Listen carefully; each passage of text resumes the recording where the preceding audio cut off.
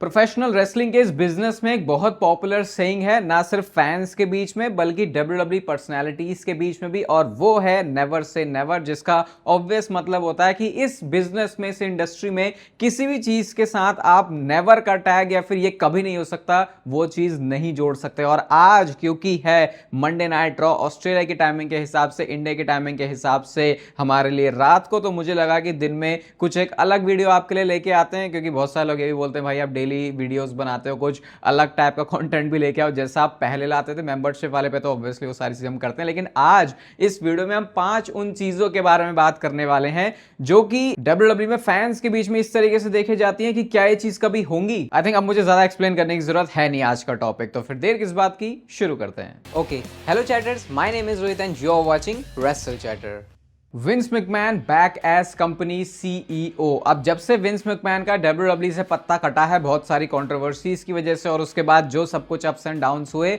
अब Vince McMahon पूरी तरीके से आप बोल सकते हो सीन से गायब हो गए हैं। सिर्फ उनका अगर रोल है तो वो है टीकेओ कंपनी में अपने स्टेक्स, जो कि स्टिल काफी ज्यादा है, बट उनके पास कोई डिसीजन मेकिंग वाली पावर नहीं है। लेकिन अब रिसेंटली जैसे ट्रिपल एच की बुकिंग हुई है, या फिर स्टार्टिंग से ही कई सारे फैंस विंस मैकमैन के डब्ल्यूडब्ल्यूई के बुकिंग स्टाइल को ही पसंद करते थे। तो क्या ऐसा फिर से चांस है कि विंस मैकमैन दोबारा से वापस आ जाएं, वो कंपनी के सीईओ बने? अब देखो, इसमें एक सिंपल सी चीज जो देखने वाली है वो ये है कि अगर आप विंस मैकमैन के नजरिए को समझते हो, स्पेशली उनकी वो जो डॉक्यूमेंट्री आई थी नेटफ्लिक्स पर, वो बंदा बहुत ही खुरापाती आदमी है। अगर वो अभी प्रोफेशनल रेसलिंग पे एक्टिवली कुछ काम नहीं कर रहा, अगर वो दूसरा बिजनेस या वेंचर भी देख रहा है, तो जिस हिसाब से उसका प्यार इतने सालों में रहा है इस इंडस्ट्री के लिए, इस बिजनेस के लिए, चांसेस इस बात के काफी ज्यादा हैं कि कुछ ना कुछ तो विंस मैकमैन के दिमाग में ऐसी चीजें पकड़ी हैं जो कि उनको वापस से डब्ल्यूडब्ल्यूई के बिजनेस में लेके आ सकती हैं। और सिर्फ इतना नहीं, सारे लोग ये बात जानते हैं कि अगर आज प्रोफेशनल रेसलिंग जैसी टर्म एग्जिस्ट करती है या फिर इतनी ज्यादा बड़ी हुई है, ये कोई क्रिकेट की तरह या फुटबॉल की तरह नहीं है जो कि किसी एक बंदे ने ना बनाई हो, लेकिन आप प्रोफेशनल रेसलिंग को कह सकते हो। जब उनके फादर से उनको मिली,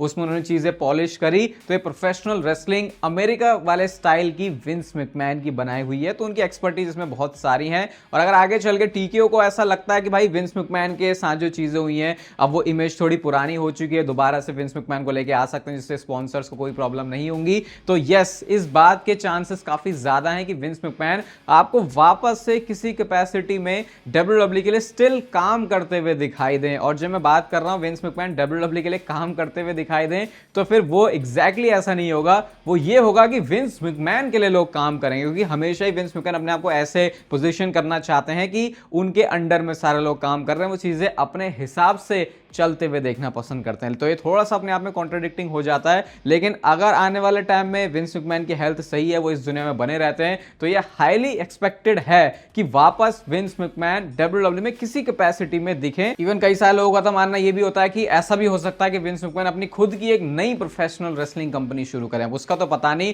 लेकिन यस, विंस मैकमैन के कैरेक्टर को कंसीडर करते हुए फ्यूचर में चांस है कि विंस मैकमैन वापस से प्रोफेशनल रेसलिंग डब्ल्यूडब्ल्यूई का पार्ट हो। A collaboration between all elite wrestling and world wrestling entertainment. तो अभी जैसे हम डब्ल्यूडब्ल्यूई में देखते हैं, टीएनए और एनएक्सटी का एक कोलैब चल रहा है जहां पे ये मिलके शोज करवाते हैं। रिसेंटली इन्होंने एक इन्वेजन वाला शो भी किया था, जो कि बताता है कि डब्ल्यूडब्ल्यूई जो पहले इस टर्म पे रहती थी कि हमको किसी और कंपनी के साथ काम नहीं करना, क्योंकि ऑब्वियसली डब्ल्यूडब्ल्यूई सबसे बड़ी कंपनी है, एक तरीके से मोनोपोली आप उनकी कह सकते हो प्रोफेशनल रेसलिंग में। तो दूसरी कंपनी के साथ जुड़ के वो ऐसा नहीं चाहते थे कि उनके ऊपर थोड़ा सा भी एक्सपोजर आए, लेकिन अब क्योंकि बिजनेस के तौर तरीके चेंज हो गए हैं, तो फिर डब्ल्यूडब्ल्यूई ने टीएनए के साथ काम करना शुरू किया। तो क्या इस हिसाब से आने वाले टाइम में डब्ल्यूडब्ल्यूई और ऑल एलीट रेसलिंग के बीच में इनको क्रॉसओवर दिखेगा, जो कि लोग फॉरबिडन डोर करके भी इसको बोलना पसंद करते हैं, क्योंकि ये हमेशा ही फैंस के लिए थोड़ा शॉकिंग वैल्यू लेके आता है जब डब्ल्यूडब्ल्यूई में एडब्ल्यू का मेंशन हो, या फिर एडब्ल्यू में डब्ल्यूडब्ल्यूई का मेंशन हो, या कोई सुपरस्टार इधर से उधर जाए जो पहले किसी और कंपनी के लिए काम करता था। लेकिन अगर आप रियलिटी में देखोगे तो ये इतना सिंपल नहीं है जैसा टीएनए और डब्ल्यूडब्ल्यूई का कोलैब था, क्योंकि हमेशा से ही एडब्ल्यू ने अपने आप को ऐसे पोजीशन करने की कोशिश करी है कि वो डब्ल्यूडब्ल्यूई के अगेंस्ट में है और उनसे बेटर है। जिस तरीके से कंपनी शुरू हुई थी, जिस टाइम पे शुरू हुई थी 2019 के टाइम पे, ये ऐसा ही था कि डब्ल्यूडब्ल्यूई का मामला बहुत सस्ता और फीका सा चल रहा था, तो वो प्रोफेशनल रेसलिंग में डब्ल्यूडब्ल्यूई से भी अच्छी कोई कंपनी हो सकती है, उस मोटो के साथ आया था, जो कि गलत नहीं है। लेकिन फिर उसके बाद कुछ ऐसी बातें ऑनलाइन रेसलिंग की तरफ से, वहां के सुपरस्टार्स की तरफ से, जिसने क्लियर बता दिया था कि ये साथ में काम तो नहीं कर सकते, ये एक दूसरे के हमेशा अगेंस्ट ही रहेंगे। और एडब्ल्यू अगर WWE फ्यूचर में अगर हाइपोथेटिकल सिचुएशन में जाए भी कि साथ में काम करते हैं तो AEW WWE से अगर ऊपर नहीं तो WWE के बराबर तो एटलीस्ट फैंस की नजरों में दिखना चाहेगी। और वहीं अगर आप TNA और WWE के केस में देखोगे तो बराबर का मामला है नहीं, क्योंकि अगर आप NXT प्रोडक्ट के बारे में समझते हो, जानते हो, तो वो रॉ स्मैकडाउन के बराबर नहीं है। तो NXT के सुपरस्टार जो कि WWE के फ्यूचर के सुपरस्टार्स होते हैं मेन रोस्टर के, उनको और TNA को साथ में रखते हैं। तो समझ रहे हो कि TNA का लेवल थोड़ा सा नीचे है और वो चीज ऑल एलिट रेसलिंग कभी भी नहीं चाहेगी। तो चांसेस देखो फ्यूचर में जाके, अगेन नेवर से नेवर तो बोलते ही हैं, लेकिन इसके बहुत ही कम है कि कभी आपको WWE या AEW का इस तरीके से कोलैब दिखेगा जैसे WWE और TNA का। तो और इस वजह से बहुत सारे जो फैंस के ड्रीम मैचेस हैं कि WWE को रिप्रेजेंट करता हुआ ये बंदा, AEW को रिप्रेजेंट करता हुआ ये बंदा, वो शायद एक ड्रीम ही रह जाएगा हमेशा के लिए। WWE premium live event in India, तो हम इंडियन फैंस के लिए स्पेसिफिक हम लोग बात कर रहे हैं, पर्टिकुलर बात कर रहे हैं, क्योंकि हम फैंस चाहते हैं कि इंडिया में भी जैसे बाहर WWE ने जाके अपने ओवरसीज वाले शोज करना शुरू किया, चाहे फ्रांस की बात करो, मैक्सिको की बात करो, ऑस्ट्रेलिया की बात करो, बाहर जाके WWE ने पिछले कुछ सालों में बहुत ज्यादा एक्सप्लोर किया है। कंसिडरिंग इंडिया का बिग मार्केट, फैंस ही उम्मीद रखते हैं कि यार इंडिया में आके भी WWE को अपना एक PLE करना चाहिए। बट इसका ऑनेस्टली कितना चांस है, क्या ये फ्यूचर में पॉसिबल है? अगर उसको थोड़ा गहराई से जाके समझे तो इंडिया का बिग मार्केट तो जरूर है, लेकिन बिग मनी मेकिंग मार्केट नहीं है। इन चीजों में बहुत डिफरेंस है। मैं आपको अभी का बताता हूं, ऑस्ट्रेलिया का अभी ये जो पर्थ वाला शो गया है WWE का क्राउन ज्वेल, इसके जाके मैंने टिकट्स देखे और सबसे ऊपर जो सबसे दूर बैठ के इस पर्थ वाले शो को भी एंजॉय करना चाहता था, उसका भी जो टिकट का प्राइस था वो $500 था। और जब मैं इंडिया के हैदराबाद वाले जो कि PLE भी नहीं था, एक लाइव इवेंट था, उस पर रिंग साइड पे गया था, तो वो सारा मामला मुझे 30,000 से अंदर का पड़ गया था। तो यहाँ पे अगर आप देखोगे तो 40,000 आपको पैसे देने हैं इतना दूर उस बड़े अरीना में बैठ के। और यहाँ पे इंडिया में अगर आप देखोगे तो फिर रिंग साइड पे ही आप WWE का एक शो मस्त एंजॉय कर सकते हो। अब ये फेयर कंपैरिजन नहीं है ऑब्वियसली, क्योंकि वो एक PLE की बात हो रही है, यहाँ पे एक लाइव इवेंट की बात हो रही है। लाइव इवेंट के प्राइसेस जो हैं आप कंपेयर करोगे PLE से तो वो कम ही होते हैं, लेकिन फिर भी इस हिसाब से कम नहीं कि बिल्कुल दूर की टिकट ओवरसीज वाले किसी और शो की, उसका प्राइस ज्यादा है किसी भी इंडिया में होने वाले WWE के शो से। और अगर विंस मैकमैन के हिसाब से देखें तो वो फिर भी फ्यूचर के हिसाब से इन्वेस्टमेंट की तरह देखते थे कि हमको इंडिया में जाके चीजें एक्सप्लोर करनी चाहिए, क्योंकि मार्केट तो यहाँ पे है और अगर नहीं भी है तो हम इसको बनाने की कोशिश कर सकते हैं। लेकिन अगर आप WWE का करंटली फंडा देखोगे कैसे वर्क कर रहे हैं, तो वो इन्वेस्ट करने के ऊपर बिल्कुल अभी फोकस नहीं कर रहे। उनका इस समय जो मेन मोटो है, जिस तरीके से बिजनेस कर रहे हैं, वो है चीजों को एकदम से कैश इन करके अपना क्वार्टरली रेवेन्यू बढ़ाना। तो अगर ये सारी चीजें, ये सारे इक्वेशंस को आप देखते हो तो भाई फिर तो इस बात के चांस बिल्कुल ही कम है कि आपको WWE में कोई प्रीमियम लाइव इवेंट दिखने वाला है। अब अगेन नेवर से नेवर तो बोलती हैं, लेकिन ये मेरे को आने वाले 15 सालों में भी इस हिसाब से होते हुए दिख नहीं रहा। लेकिन जब बात आती है लाइव इवेंट वाले शोज की, मेरे को उसके भी चांस थोड़े से कम ही लग रहे हैं, क्योंकि इसका भी रीजन है कि WWE की टीवी डील इंडिया में चेंज हुई है, और सिर्फ इंडिया में नहीं, वो पूरे ग्लोबल इंटरनेशनल मार्केट में हुई, क्योंकि नेटफ्लिक्स ने अब WWE के राइट्स ले लिए। तो जब स्पेसिफिक एक पर्टिकुलर इंडिया के ही ब्रॉडकास्टिंग राइट्स होते थे तो फिर भी वहां पे कहीं ना कहीं अग्रीमेंट में चीजें होती थी कि आपको साल के इतने शोज करने। बट अब नेटफ्लिक्स के केस में जितना मुझे देख के समझ में आ रहा है, शायद वैसा कुछ है नहीं, जो कि और हम इंडियन फैंस को थोड़ा सा धक्का देता है कि भाई WWE का इंडिया में आके शो करना, लाइव इवेंट करना, प्रीमियम लाइव इवेंट करना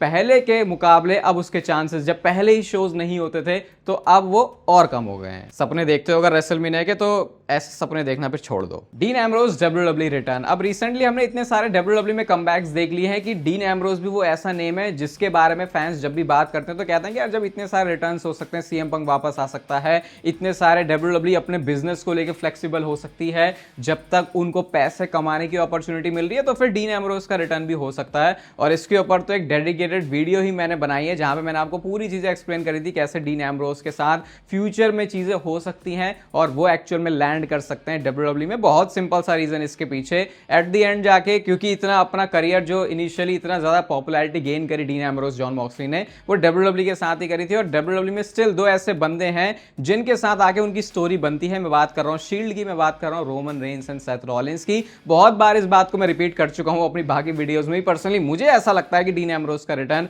आज नहीं तो कल WWE में होना ही है। करंटली जिस टाइम पे ये वीडियो रिकॉर्ड हो रही है हमें ये पता है कि उनकी डील 2027 तक है। फिर कुछ सऊदी अरेबिया की रेसलमेनिया की भी बात होती है, तो उसके बारे में भी वो थोड़ा कंफ्यूजन वैसे ही बना है कि क्या डील तब तक खत्म होगी या नहीं होगी। बट एट द एंड यहाँ पे हम थोड़ा और लॉन्ग रन में बात कर रहे हैं। डीन एम्ब्रोस का रिटर्न WWE में होना इस पूरी लिस्ट में आप बोल सकते हो हाईली लाइकली है, क्योंकि अगेन हर एक सुपरस्टार जो कि WWE से पॉपुलर होता है ऐसा उनका रहता है कि एक बार WWE में आके भी वो फिर से कंपीट करे। तो अगर उस तरीके से डीन एम्ब्रोस का भी सोचना है तो डीन एम्ब्रोस आपको WWE में एक दिन दोबारा से देखने को जरूर मिलेंगे। The biggest WWE match ever, Dwayne the Rock Johnson versus the tribal chief Roman Reigns. अब ये एक ऐसा ब्लड लाइन का मैच है, एक ऐसा सिंगल्स मैच है, एक ऐसा मनी मेकिंग मैच है, एक ऐसा बिग फाइट फील वाला मैच है जिसकी उम्मीदें फैंस ने बहुत सालों से देखना शुरू कर दिया था। या आप तब से कह सकते हो जब रॉक और रोमन रेंस को पहली बार हमने WWE की प्रोग्रामिंग में देखा था, स्पेशली तब जब रॉयल रंबल पे आए थे रॉक रोमन रेंस को मदद करने और वहां से कि ताकि एज बेबी फेस वो थोड़ा सा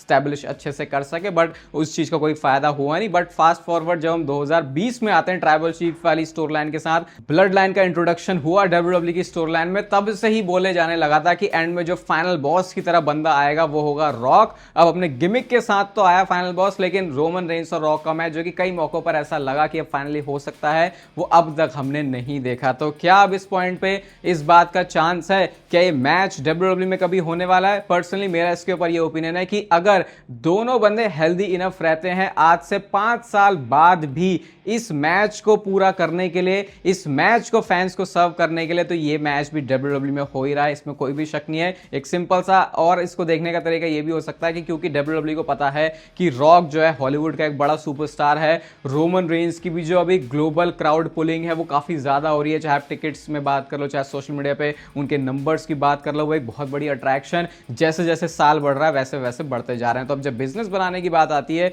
तो फिर दो ऐसे बड़े सुपरस्टार्स का मैच जब स्टोरी लाइन का भी सेंस बन रहा है, WWE अगर नहीं करती तो एक बहुत बड़ी मिस्ड अपॉर्चुनिटी होने वाली है। और जैसा WWE आजकल बिजनेस बनाने के ऊपर ज्यादा कैपिटलाइज करने के ऊपर, कैश इन करने के ऊपर यकीन करती है, अगेन वो जो सऊदी की रेसलमेनिया है जहां पे ऑलरेडी ग्राफिक में फीचर हो गए हैं Roman Reigns and the rock, शायद वही वो जगह होगी जहां पे फाइनली ये वाला मैच फैंस को देखने को मिलेगा। लेकिन अगर वहां पे जाके नहीं भी होता तब भी स्टिल इस बात का चांस पूरा है कि इससे पहले कि रॉक बिल्कुल प्रोफेशनल रेसलिंग को बाय बाय कह दें या फिर रोमन रेंस का फोकस पूरी तरीके से हॉलीवुड के ऊपर हो जाए, जो कि उन्होंने बोला है कि वो कभी होगा नहीं, WWE इस मैच को करना चाहेगी। बाकी इन पांचों चीजों के बारे में आप अपने ओपिनियन कमेंट सेक्शन में जरूर बताना। ये वीडियो यहां तक देख रहे हो मतलब आपको अच्छी तो लगी है, तो ऐसी और यूनिक वीडियोस के लिए आप इस वीडियो को लाइक कर सकते हो, चैनल को सब्सक्राइब कर दो, क्योंकि यहां पे हम WWE की बातें डेली करते रहते हैं पिछले 8 सालों से। बाकी तब तक फिर लेते रहो जिंदगी के मजे।